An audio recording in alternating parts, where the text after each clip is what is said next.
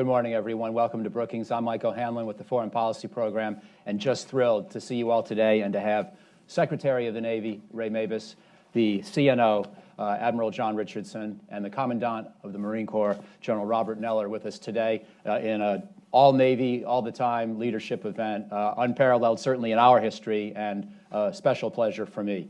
So we've got an hour. And what we're going to do is dispense with opening remarks and speeches because we want to be efficient and include you certainly in the second half of the discussion. We're going to begin, after I say a couple more words, in appreciation for the gentlemen and ask you to join me in welcoming them in just a second.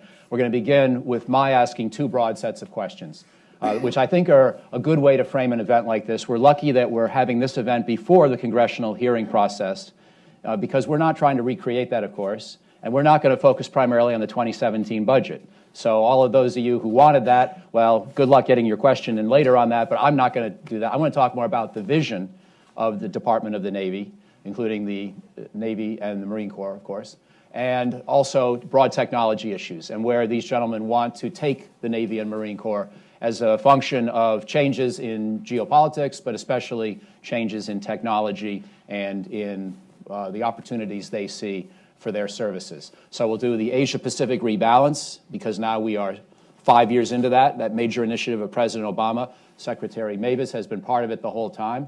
And of course, one feature out of this whole concept of the rebalance is that the Navy is shifting 60% of its total assets towards that half of the world by 2020. So we're sort of at the halfway point in that process. So it's a good moment to take stock. As I promised, though, let me first say a couple more words of appreciation for the three remarkable Americans we've got here on stage today. Secretary Mabus has a lot of fantastic titles associated with his name. He's a Harvard Law School grad, so he's Esquire, but he's also governor, having been the governor of Mississippi in the late 80s and early 90s. He's Mr. Ambassador, having been the U.S. envoy to Saudi Arabia during the Clinton administration, and he's now, as the 75th Secretary of the Navy, the longest-serving person to hold that position since World War I, and I think the longest-serving appointee at the Pentagon in the Obama administration as well.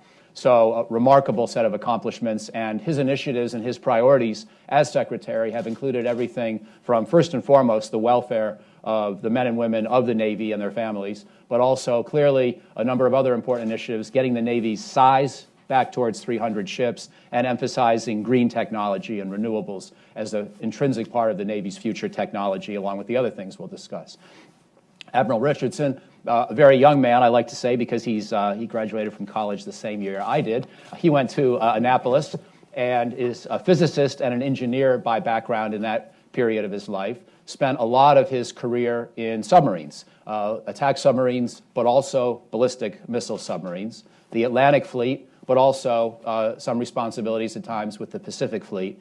And of course, raised a lot of eyebrows with his appointment because he was the director of naval nuclear propulsion previously to this, which has often been a job that the Navy wanted to put its best at and keep them there, given the importance of that mission, but they just couldn't resist when they realized they needed a new CNO, pulling this gentleman out and asking him to run the entire Navy, which he's been doing now since last year. And likewise, General Neller has been in his position relatively recently as well, relatively short time so far. He too became the leader of his service last year. He is the 37th Commandant of the Marine Corps. He was a University of Virginia grad and then went to Officer Candidate School and many of the other infantry schools associated with the U.S. Marine Corps. He's had positions of command in all three Marine Corps divisions, the 1st, 2nd, and 3rd, and served in Iraq during some of the most difficult periods of the fight in the 05-07 period of time. And more recently, in addition to many of their other jobs, General Neller has been the president of Marine Corps University, so very comfortable in an academic setting as well. So as I say, we're just very fortunate to have them all here today, and please join me in welcoming them to Brookings.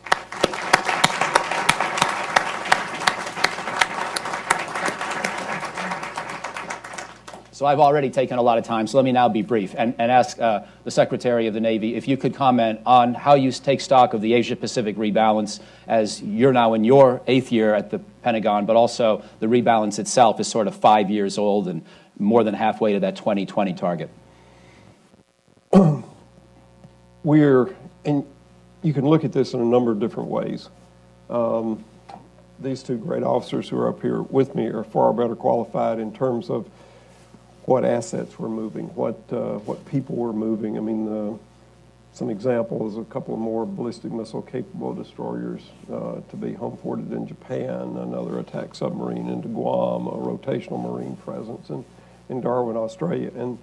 And those are important things. But I think two broad issues is the way I'll approach it. Number one, we are moving 60% of our fleet to the Asia Pacific, which in itself is always had about 54, 55% of it. But I think the more important thing is it's going to be a much larger fleet. So you're going to have 60% of more ships in the Indo-Pacific region. And the numbers I'll give you on 9/11, 2001, the U.S. Navy had 316 ships. 7 years later, 7 fiscal years later, we were down to 278 ships. During those 7 years, the Navy put 41 ships under contract. Now, that wasn't enough to keep the fleet from continuing to decline, and it wasn't enough to keep our industrial base, our shipyards, healthy and in business. I've now been there for 7 fiscal years. During that time, we have put 84 ships under contract with a smaller top line. We're going to grow the fleet. The fleet will be at 300 ships by 2019. It'll be at 306 by 2020, and it'll be 308, which is our force structure assessed need, by 2021. And it goes to what I and a lot of people have been talking about. The size of the fleet that you're going to have depends on decisions made a decade before. And so what we're talking about now is going forward is what's the fleet going to look like past the mid-2020s, because we're there for this administration. We built all the ships we're going to build in this administration. They're under contract. They've been authorized. They've been appropriated. And that's at 84 ships. But to have 60% of a 308-ship Navy instead of 60% of a 278-ship Navy gives you far more capability and far more capacity in the Pacific. A second thing is I spent a lot of time out seeing sailors and Marines and out visiting with our partners and our allies around the world, and particularly in the Pacific.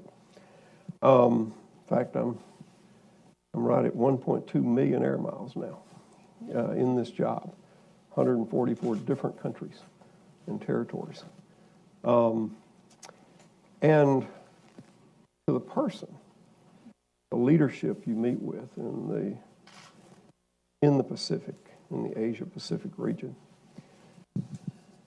their questions are always the same. Are you serious? Are you going to be here? And the visible symbol of that are those big gray hulls on the horizon, the U.S. Navy, the presence that we give. And one head of government said, not too long after the president announced the rebalance to the Pacific, I asked him, I said, so what was the reaction in the region? And he gave a great answer. He said, everyone noticed, most agreed, and a few of us were even willing to say so.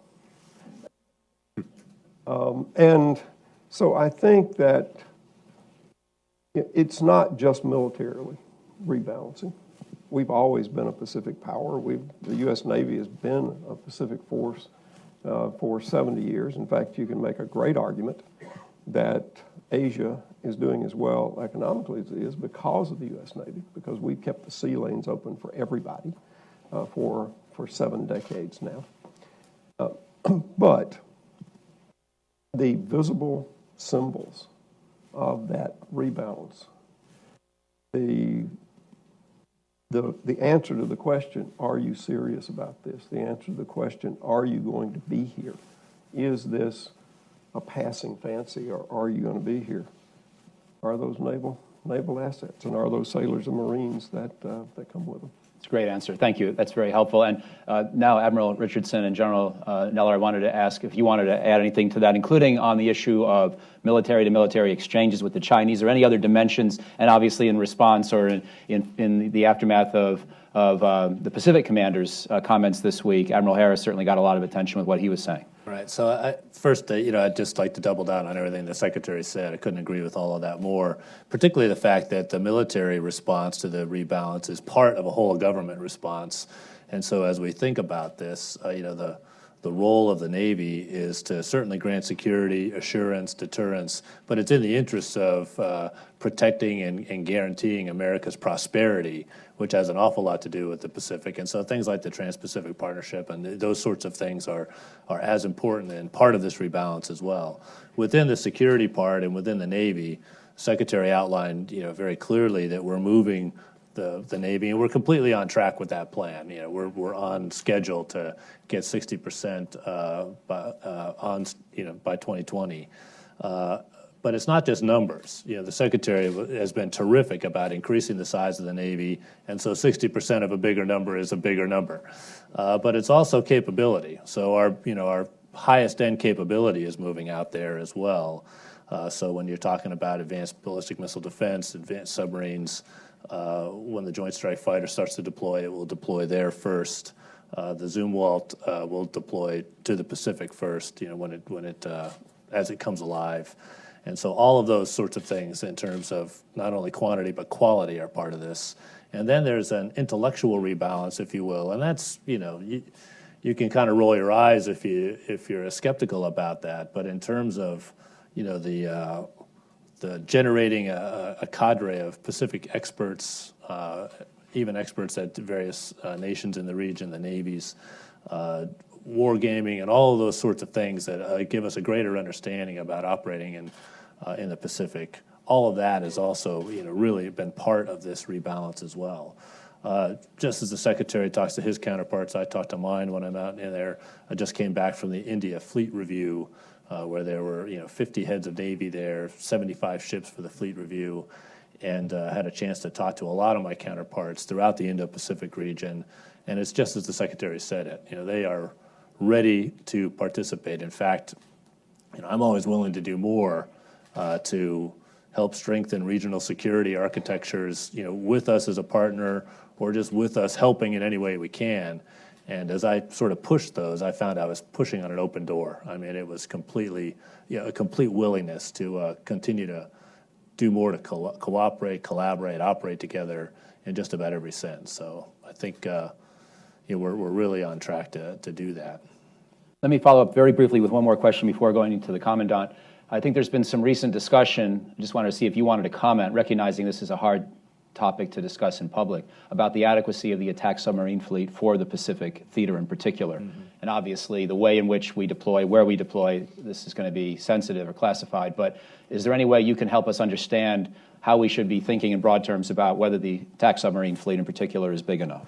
Right. Well, the currently validated number is for 48. That number really is based on analysis from 2006. And so one of the things, the Secretary mentioned the force structure and how we assess the right size. We're on track to meet that number of 308 ships, but even that assessment is a little bit old. Last time we did that, we really didn't have to account for a resurgent Russia, really didn't have to account for ISIL. And so we're starting again. The strategic landscape has changed sufficiently that we have to constantly reassess. It's also been pretty well known that even with that 48 requirement, we're going to dip below that just as the Los Angeles class submarines come out of the inventory faster than the Virginia class is coming in.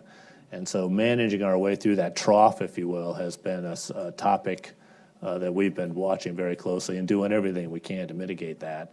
I think all of that, as Admiral Harris and General Breedlove have both mentioned, that's becoming a more urgent situation. And so we are examining everything that we can, working closely with the industrial base, with the leadership in the department and in Congress to see that we're not missing a trick to mitigate that trough. And Please. I mean, this just goes back to the point, it takes a long time to build a fleet. And the reason we're dealing with the number of attack submarines we have today is because of decisions made 6, 8, mainly 10, 12, 15 years ago. We're building right now 2 Virginias a year, which is about all the industrial base can handle. But in the past, we didn't build 2 a year. There were years we built 1. It would go up and down between 1 and 2. Those don't have any immediate impact to the fleet. But to C&O's point, you look out 10 years, and you're looking at a dip in the attack submarines, and you can mitigate it, but you can never make it up, because if you miss a year building a ship, it's gone because of the industrial base, because of the capacity there. You're just going to have to figure out other ways to do things, and that's why the decisions we're making today are going to be so important in the 2030s and 2040s. General Neller, if I could turn to you on the same question of the Asia Pacific and whatever thoughts you have, but also, obviously, as the Secretary noted, you've got specific interests and now Marines in Australia. I don't want to drag you into Okinawa politics too much, but if you want to say anything about Thank you very much. Yeah. but if you have any plan Bs, which is a word that's obviously making its way around Washington this week in regard to Syria, but if the Okinawa thing doesn't work, is that going to fundamentally jeopardize the Marine commitment to the Asia Pacific? So anything you want to say on that subject, please. Well, I think it's important. First of all, 71 years ago, today there were 80,000 Marines ashore on an island called Iwo Jima, and there were 400 ships off the coast, part of a large fleet. On Monday, this past Monday would have been 71 years when the flag was raised over Suribachi. So it's interesting. I find it interesting that as you want to learn something new, read an old book. I commend to you U.S. Marines and Amphibious Warfare by Isley and Crowell, which talks about the naval campaigns in the Pacific. And the C&O and I, we committed to each other that as, Marines and sailors as part of that naval force, as the Secretary mentioned, out there, forward postured, providing presence, assuring our allies, deterring our adversaries, doing the business of the nation.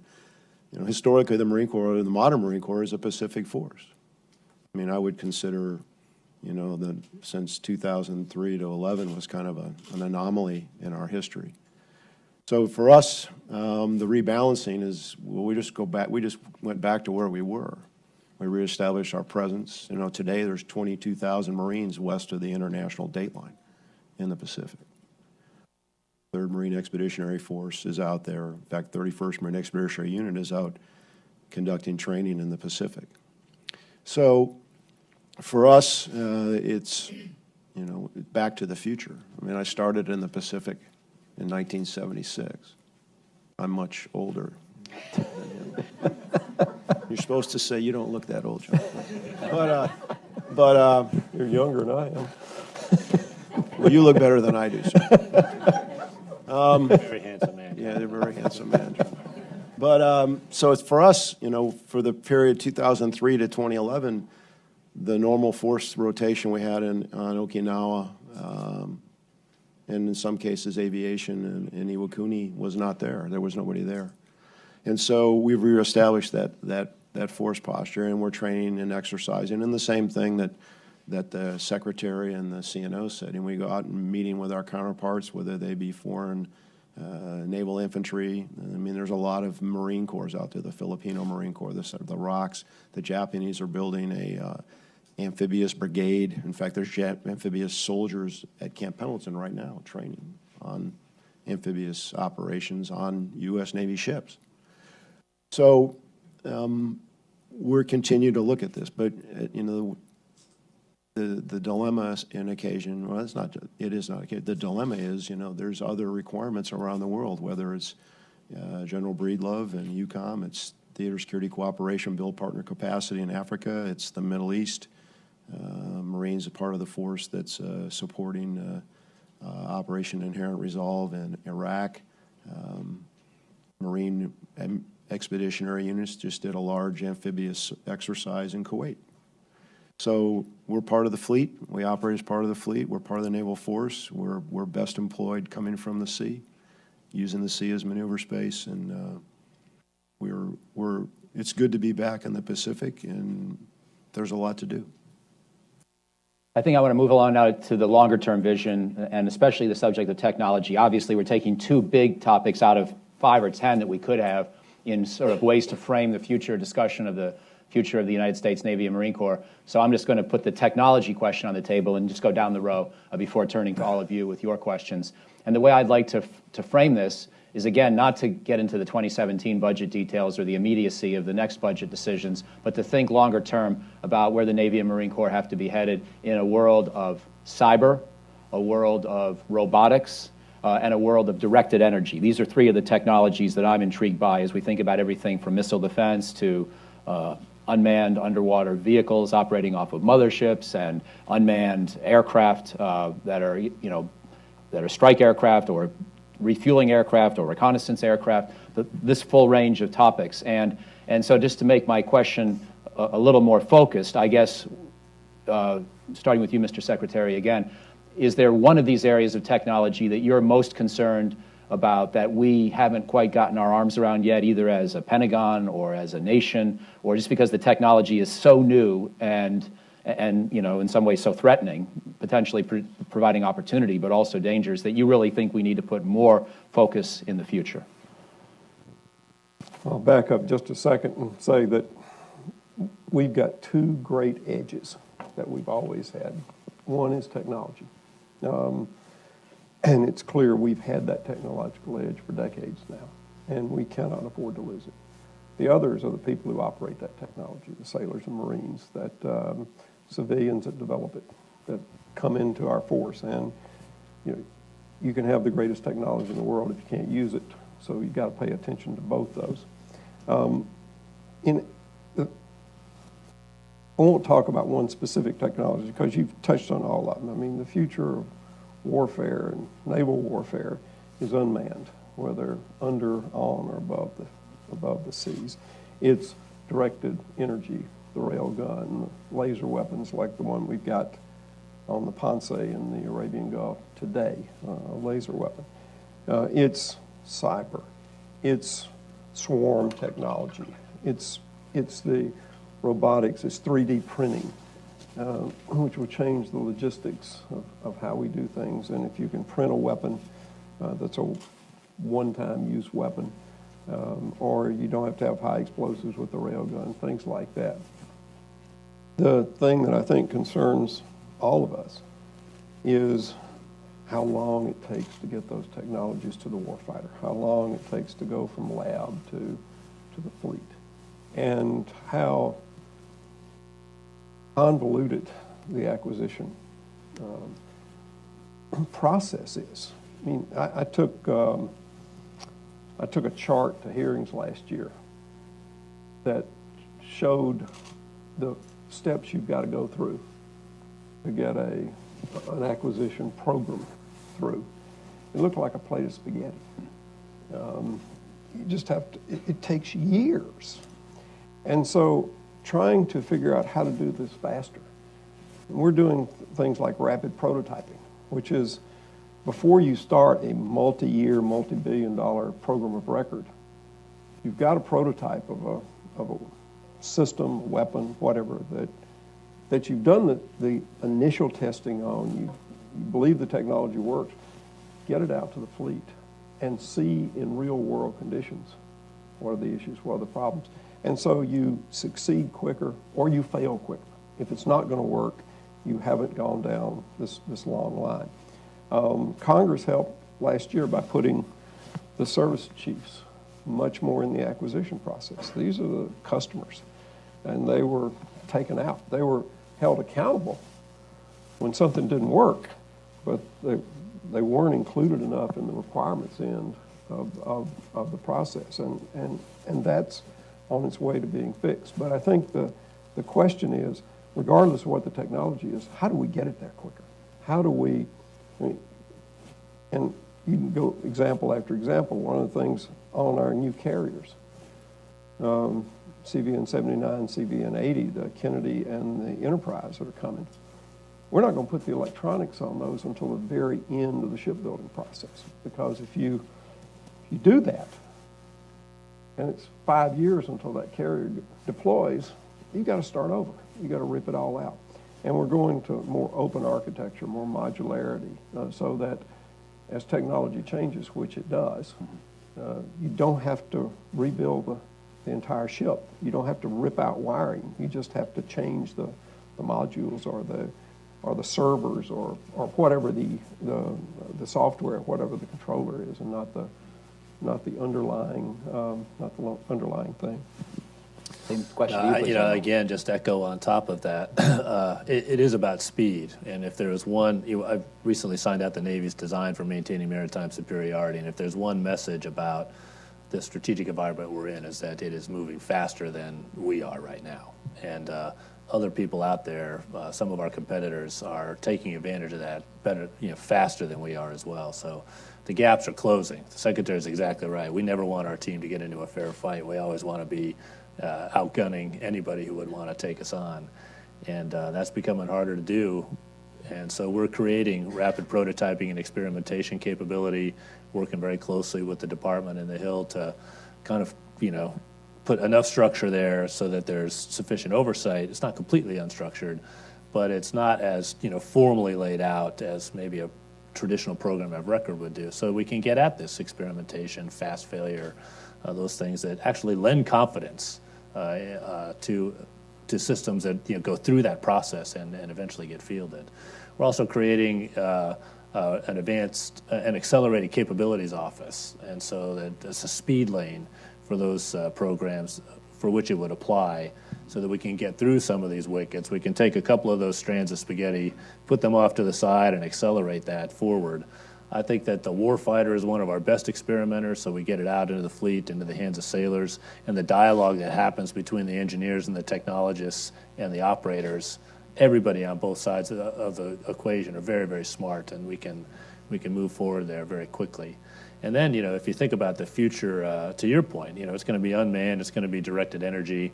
There's a lot of engineering that's making that possible. So yeah, I got the laser part, I've got the railgun part, but there's an entire power distribution system that has to support that, and some of the advances that have been made in power conditioning and those sorts of things are enabling these things to become possible. We need to move faster.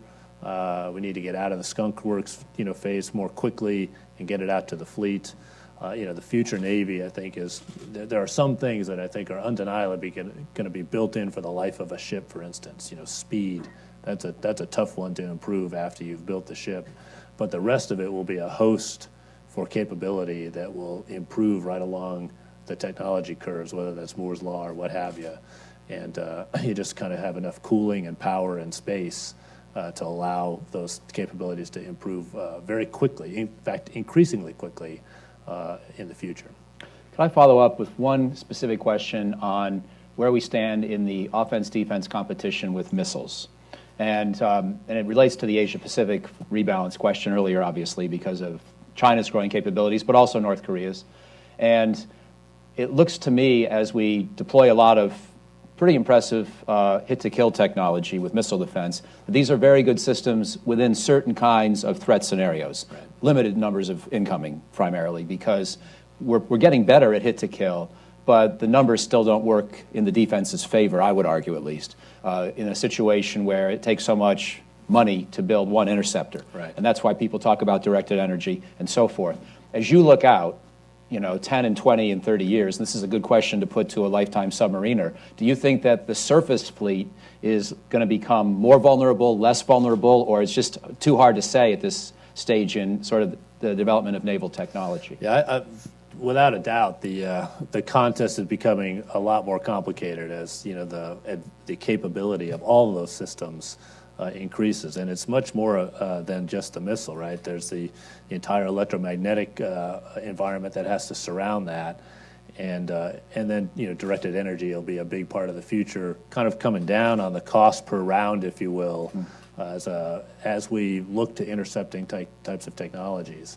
But there's an awful. You have to appreciate it, Michael, from the entire what we call kill chain perspective, right? And so if you think about all the things that have to come together to consummate that engagement, we really have to take a cradle-to-grave approach. Certainly, an intercept type of a thing is sort of in the terminal phase of that engagement. We have to start to appreciate that all the way back at the sensor level, that would get the initial detect and look to confound that chain all the way through. So, General Neller, looking now to the future of technology as you see it from a Marine Corps point of view, I'd be curious for your thoughts, your reactions to the same broad question, but also specifically on issues like your F-35B and trying to keep a survivable airfield on Okinawa and wherever else in the region. To what extent do you think that the offense-defense competition can still allow us to project power as we have, or is China plus the thrust of technological change, is that going to just sort of push us further away from the Asian mainland as time goes on? A lot of this goes to the context, and it goes to the comments by the Secretary and the CNO about speed. We made decisions about systems, we made decisions about force positioning, and then over time, the situation has changed. So we have to figure out, so now you have a different problem set to solve. So on the technology thing, I kind of see it, and we kind of see it in two ways. Right? How can I do what I do now better? And the really harder question, how can I do what I do now different? Like 3D printing is like, okay, that's going to make things different. You're shooting down airplanes, shooting down missiles. Okay, can I do it better? I don't know if there's a different way to do it, and there might be a different way to do it.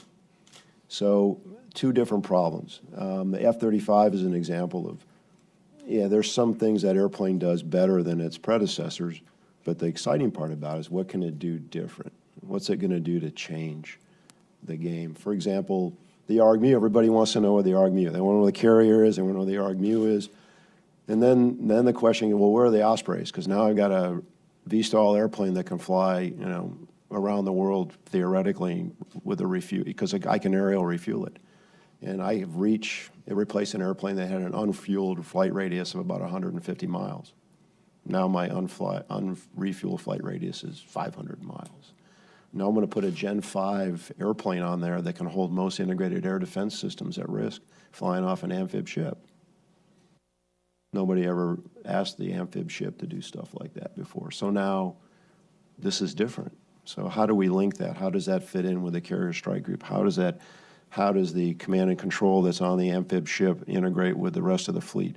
So we're really looking at an entire fleet of network ships, whether from the smallest combatants through the amphibs. So we're fighting as a naval force. So I think the CNO we're just starting to get into the very basic discussions of that. I mean, it's pretty exciting stuff. On the other things, there's all sorts of things out there. And as far as technology, we've been using robots, but when, robots controlled by a human being, when does the robot have an autonomous intelligence capability to go find mines? I worry a lot about mine countermeasures. I mean, mines is a very simple weapon, although some of the mines that are out there are very sophisticated and they can sense and detect, and they can be, put in a kind of a quiet thing, but somebody's got to go find them. So there's some very simple technologies that can keep us at risk. So we're trying to figure this all out. We've had a Marine Corps Warfighting Lab, General Krulak, as commented, established a Marine Corps Warfighting Lab, and they did a lot of good stuff. And then they were doing things, but we've kind of re-energized that as our experimentation place. And we're going to take a unit, because I agree with the CNO. You give it to the Marines. Here's some technology. Here's some simple things to maybe help you do what you do better, and let them go out and play with it and see what it does. The survivability you mentioned because of the missiles. When we did the laydown and the plan, the capabilities that our potential adversaries had didn't exist.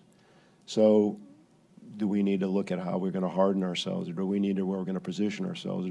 Ideally, I think you're much more survivable if you're moving on ship, and we much like to be on ship. So wherever we end up in the Pacific, we have a requirement for mobility.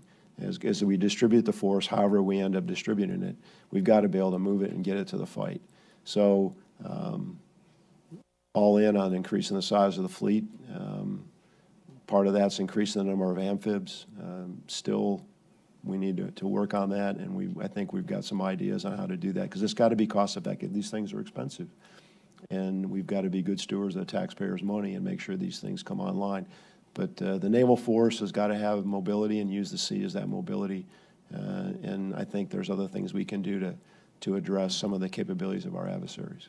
One last quick follow-up, and then we'll go to the audience. You mentioned General Krulak and some of the things he began, and I think that was the rough time period when the Marine Corps became in charge of non-lethal weaponry research. Can you give us any sense? To me, this looks like an area that we've made some headway, but it's been frustrating. It's been frustrating that we haven't had more options. I'm not blaming the Marines or anything. The state of technology is such that in a lot of these counterinsurgency and counterterrorism fights, it seems like we're still basically forced to choose between applying lethal force or essentially not shooting, and in most settings, in most situations. Is that true, and is that going to change? I mean, there's a whole suite of non-lethal weapons that have been used in the battle space. Obviously, you don't want to shoot an innocent. You're out there to protect the innocent and find the bad guy and, make them go away. There are some capabilities out there that there are some legal issues with it, and that would require a decision. I mean, that kind of goes to, we talked about cyber. We have certain capabilities, but you have to have the policies. You got to have the rules of engagement. You got to have the within the law of war, because we're a nation of laws, and we're going to follow the law. Our adversaries, well, they decide whether they're going to do that. We know we are going to do that, and we're going to train our forces to do that. So we have capabilities. I think there are certain things, some opportunities, but sometimes it's easy to say this is just too hard, and because we're busy. We got to focus. We got to come up with a solution now that's applicable and works. But I take your point. I think there's room for non-lethal things, particularly for a maritime force, and we haven't not stopped working on that. The one particular capability it's smaller and it's still capable. But there are some shortcomings with it. But we have that office, and we continue to work on those capabilities. Thank you very much. Well, let's go to you. I'm going to take two questions at a time, and if you could wait for a microphone, but also if you could pose the question ideally to one of the three. Others may wish to comment, but it would help us if you could focus in. So we'll start here with the two in the second row. Take both of those together. Thank you. Question for General Neller. And please identify yourself. I'm sorry. Thank you. Jeff Schogel, Marine Corps Times. The Chinese may be militarizing these artificial reefs in the Pacific. At what point does this go from a freedom of navigation issue to a military problem? And then if you could just hand the microphone here, please. Sure. Megan Eckstein with U.S. Naval Institute News. A question primarily for Secretary Mabus. I was wondering if you could talk a little bit about the future of littoral combat ship, both with the recent decisions you've made on the mine countermeasure package and also how future deployments will help get you ready for having 4 operating out of Singapore. So you want to start? Or go ahead and we'll work down. On the land reclamation by the People's Republic of China in the South China Sea, we're paying attention. I mean, Admiral Harris made pretty upfront, open comments about that they're establishing a posture. They're militarizing the islands. They've got air defense. They fly in jets down there. We're going to continue to operate there because within our rights, within the international law. When does it become a military problem? We don't want to pick a fight with anybody, but we're going to maintain our rights of passage through international waters. And as long as they don't put at risk any of our allies that we have a treaty with, we'll continue to coordinate and work with them. But I'm sure just like they pay attention to what we do, we're paying very close attention to what they do. Mr. Secretary. Your question is a great example of one of the things we were talking about, of trying to get testing while you're deploying and balancing that against the formal test procedures.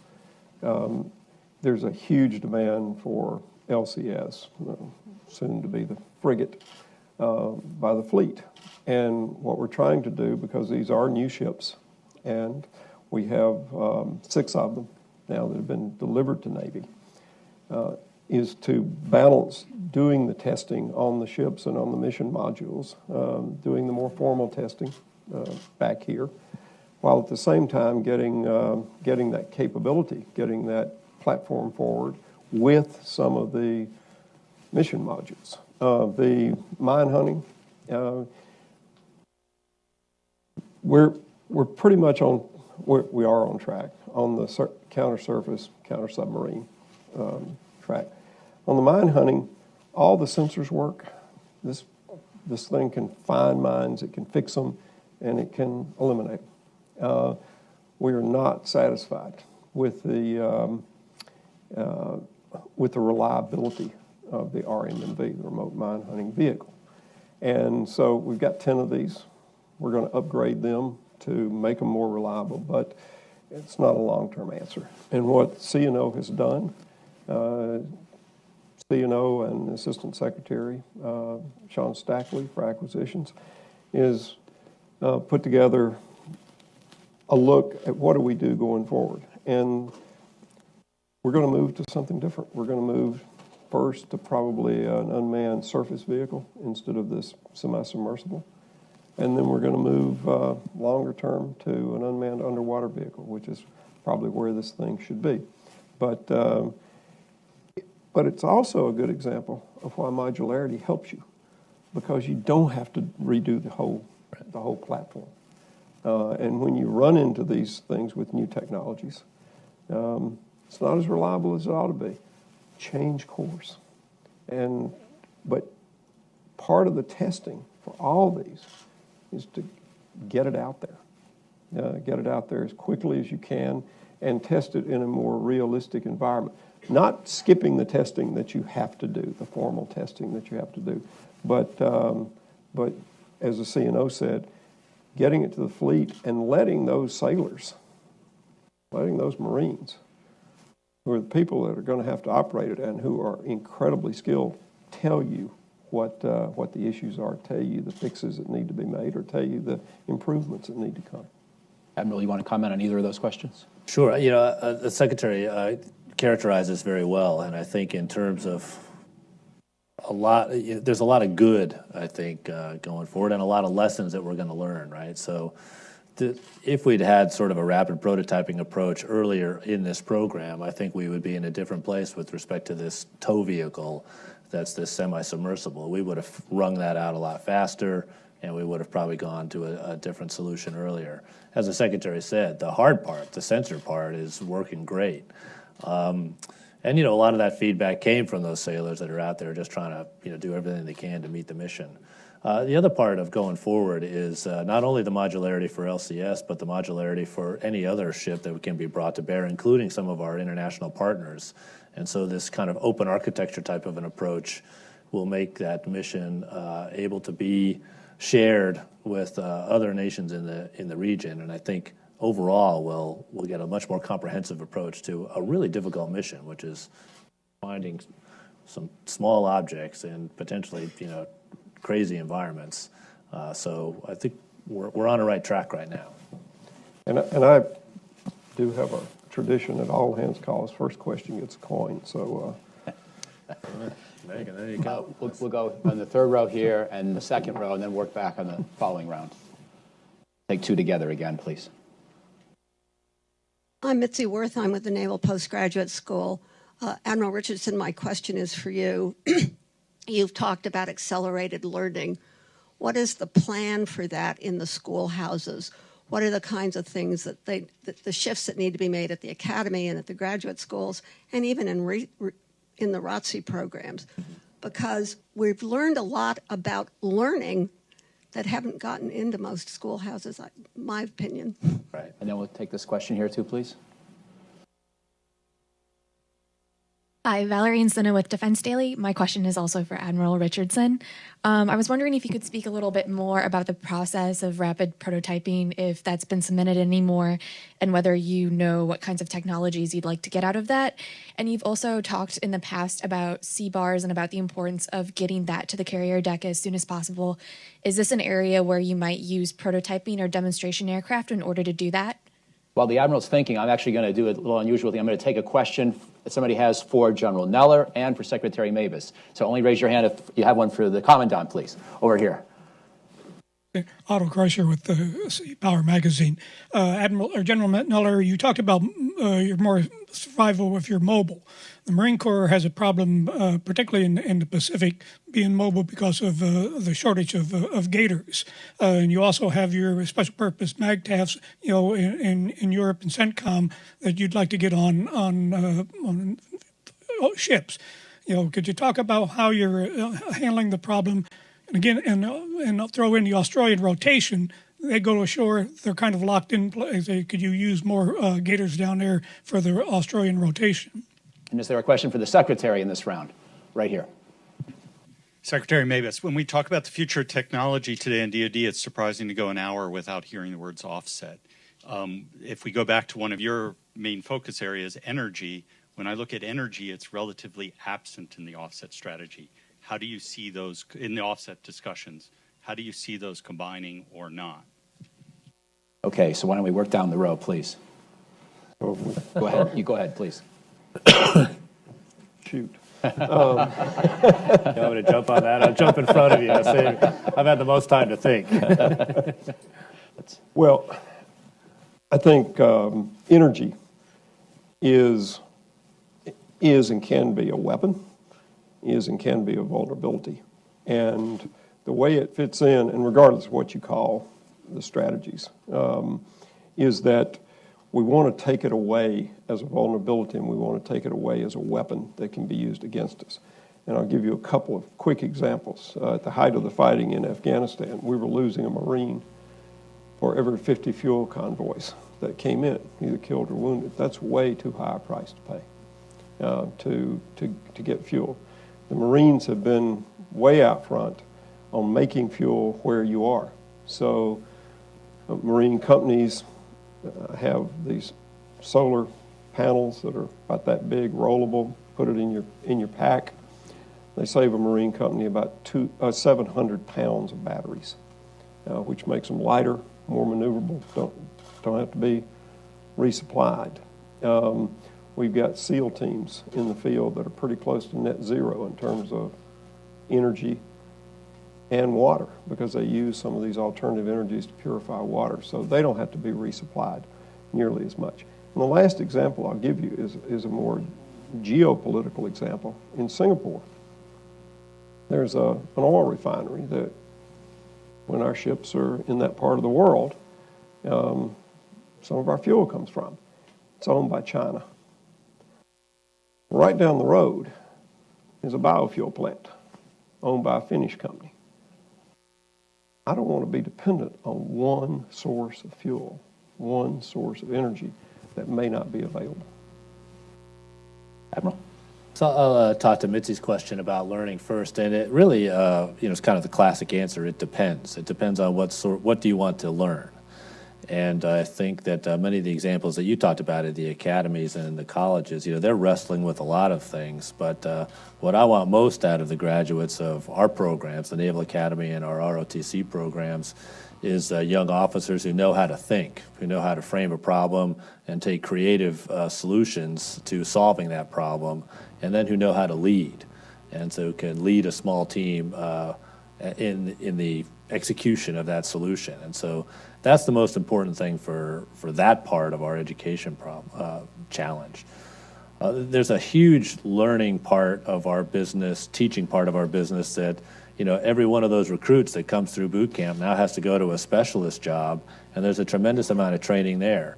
I will tell you, just earlier this week, I was down in Norfolk, and we had an all-hands call with about 1,200 sailors. And, I've learned that just like we did today, Michael, best thing is to open it up to questions. And just like there, the media is, present, just like it is here. And so it's kind of a raw moment, and you're sort of vulnerable. And this one sailor got up, a young information technician, and said, hey, I just came through one of these digital tutors courses, and I want to know what your plan is going forward for these digital tutors. I said, okay, I got a question for you. How did it go? And he said, well, I took a 3-week school, and I basically learned more in that 3 weeks than I'd learned in 2 years of college about that business I was doing. And we've run some experiments in that regard where we've done sort of a classroom that was taught through digital tutor techniques, and have compared that to a traditional classroom of students. The classroom that are taught by these digital tutors are doing it in a small fraction of the time. They are crushing their competition in the traditional schools. In fact, they are crushing the competition. They can outperform the faculty in those traditional schools, and they can outperform an experienced fleet operator.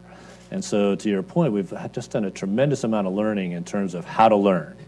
And applying those techniques, both just techniques and also technologies, is going to get us through schools. And we've captured all of that in a program we call Ready Relevant Learning.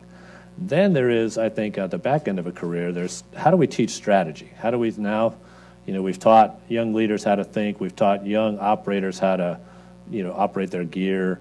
At the other end of the spectrum now, we have to think at the operational strategic level, and how do we develop that cadre of professionals?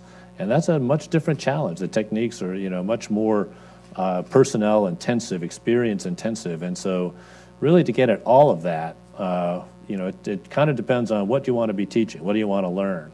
Finally, we talk about high velocity learning in this design quite a bit. And my anxiety right now, I guess, is that as we get started on this plan, everybody out there is on board with it. We've got tremendous buy-in, and everybody's kind of checking their mail every day for the high velocity learning kit to arrive. And it's like, okay, I'll just open this thing up and I'll get started. It's really sort of how do we, have an insatiable curiosity to get better, and that is scalable. We're doing it at the Navy level, but you can go all the way down to the division or work center level and just figure out, hey, I thought I was going to do this. How can I do it better the next time? And then how do I share those lessons, across the fleet? Those are the sorts of challenges that we've got to be, charging into. So there's kind of our formal teaching business, but there is this sort of operational learning out there as well that is a big part of the solution going forward. General. You had another question, John. Oh, right. I'm going to give you a chance. Okay. There's So 30 monologue in here. On the part of the Navy ship register, there's 30 amphib ships today. Today, there's 3 amphibious ready group Marine Expeditionary units underway, 26 in CENTCOM. The 13th Steeman just left Hawaii to relieve them, and then 31st MEU, which is based on a 4-ship ARG out of Sasebo. They're off getting their certification. We have 2 special purpose MAGTAS.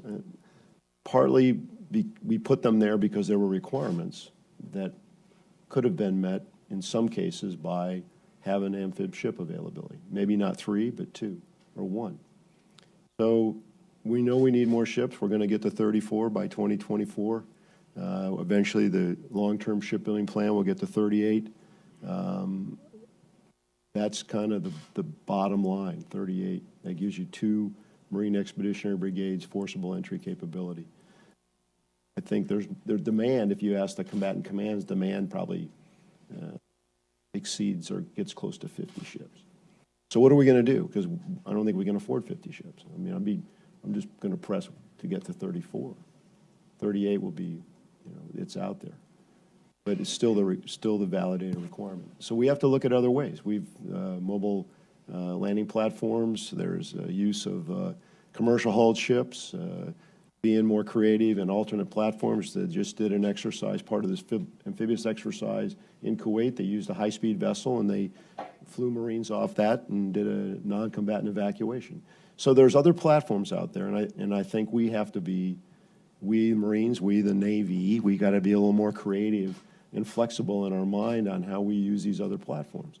And it's easy. I think you got to say, look, this is all right, and we're still going to build these amphib ships because you're always going to have ships in the yard. I keep a piece of paper with me that tells me and now I'm getting to get it sent to the CNO so I can remind him every day how many amphib ships are being wrenched on, because they need to be wrenched on, because like every other ship, you can't just, it's not a car. You don't drive this thing until it breaks. You got to get it in to keep it from breaking. So we've got to improve the readiness overall of the fleet. We got to build new. And we've got to be a little more creative on how we put Marines aboard ships to take advantage of the sea as maneuver space. Because, truthfully, a lot of the stuff we do on a day-to-day basis, whether it's if there's no direct threat to that platform, you don't necessarily need an amphib ship. Amphib ship is probably the optimal platform to do it because it gives you all the things you want. You got medical, you got a flight deck, you got command and control, you got habitability, you've got survivability, you've got firepower, and then the Marines provide those other capabilities. So we're going to continue to work on that. We're pressing MLP3, the Lewis B. Pullers down in Norfolk, doing trials. I would like very much for that ship to be based in the Med. Right now, that's not the plan because we're going to continue to work on that. And the COCOMs, both AFRICOM and EUCOM, have written a letter saying, hey, we'd like to have this capability in the Med to service West Africa and the Med because there's stuff going on there that we need to be able to move around, and we don't want to be tied to a land base. Admiral, I guess last word to you for Right. the last question. Sure. please. Before I answer your question, and I will get to it, I just wanted to sort of leverage off of General Neller's comment here. One of the most exciting areas, we talk about sort of examining fleet design in this design, and the design for maintaining maritime superiority. What's sort of one way to leap ahead, do things different, is to look at how we combine forces in creative ways. And so, some of these other lift alternatives, they're never going to replace the amphibs, but they certainly can supplement them in very meaningful ways, right? So we have to be open to those possibilities. The general mentioned, hey, we're going to bring this fifth-generation aircraft on amphibs right now, and that is a game changer, not only for what's going to happen in the air, but what must happen on that amphib. And so what sort of combat system and defensive systems does it need to make sure that not only the aircraft, but the entire ARG is brought into that fifth generation? How can we experiment with different combinations of ships with maybe an amphib, a big deck amphib, some cruisers and destroyers to bring about all of these new combinations, which is, I think, a way to also leap forward in very creative ways, give any enemy a tremendous amount to think about. And so we're committed. I always say there's no daylight between General Neller and I. It's absolutely true. We're bound in creativity. I tell my team, hey, we got to be our own worst critics. We got to think about every day how we can do be better and how we can make the Navy better. And General Neller comes down the hall every day and tells me how I can make the Navy better too. So we're completely united in that. Before you get to Just your being last, a good friend. before you get to your last question, I mean, my office is in between these two. Yeah. So they explain to me how we can make the Navy and the Marine Corps better virtually every day. But to General Neller's point, and to the CNO's point, we've got new types of ships coming. We've got the ship that the Lewis B. Puller, that's Expeditionary Sea Base. And it's an incredible capability. It carries a lot of stuff, and it's got a flight deck. We need one in the Med. We need one for Africa and for Europe. We're building two more because we need one in other parts of the world too. And the expeditionary fast transport that the General talked about and the amphibious thing. They don't take the place of amphibs, but they can supplement amphibs to a great extent. And just as we need to have presence with cruisers and amphibs and carriers around the world, we need it with this kind of capability too. And so we built two of the ones without flight decks. We're building three, the Lewis B. Puller being the first one. And I just named the last one, the Woody Williams, for the last surviving Medal of Honor recipient from that battle that General Neller talked about on Iwo Jima 71 years ago. I'll just go to the unmanned aircraft piece. Finally, we'll get back to that. A lot of time to think about it. I'd like this way forward for carrier-based unmanned aircraft to be sort of the poster child for how we should do acquisition. And so we're going to get something on deck as soon as we can that will fulfill a valid need, tanking and ISR on that aircraft carrier and for that air wing. And you know what? We're going to learn a tremendous amount of other lessons about how to integrate unmanned into a carrier air wing and into some of these amphibious ready group types of operations as well. And so we need to get something out there and start learning, right? There's a tremendous amount to be discovered. Nothing that we do right now is going to preclude transitioning to a high-end type of a capability. We're going to continue to watch technologies mature. We're going to do a lot of partnering with folks that are working with technologies, and as they mature, as the technology affordability comes in, we're going to migrate those to a marinized application as well. And so this is a kind of, I think, more like what acquisition should be done. We're not going to wait and shoot the long shot, from half court, waiting for, trying to predict what's going to happen 25 years from now. We're going to get the thing on deck. We're going to start learning fast, and we're going to, be able to respond much more adroitly to whatever security challenges come down the pike. So I look forward to this being, we're going to look back on this and say, this was one of those programs that helped us into a new regime in terms of acquisition. But just on this technology, I think, we can't be afraid of failing. Okay, not everything is going to work.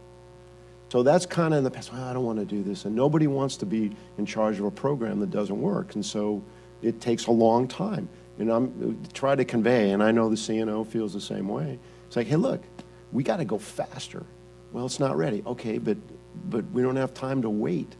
Let's just go play with it. And because we know giving it to Marines and sailors, because they're so focused and they're so smart and so mission-oriented, they'll come up with something.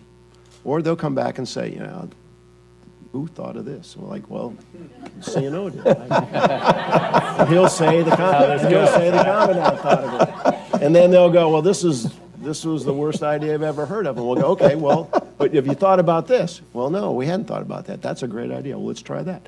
So we iterate this thing, and so these things are complicated. Some things are pretty simple. Some things are complicated.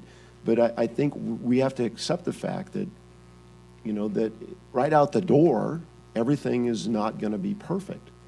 But if we wait for it to be perfect, it'll probably be overcome by something in 10 years that's already, because that's part of the culture of this. So, kind of make people like, hey, look, let's just go faster.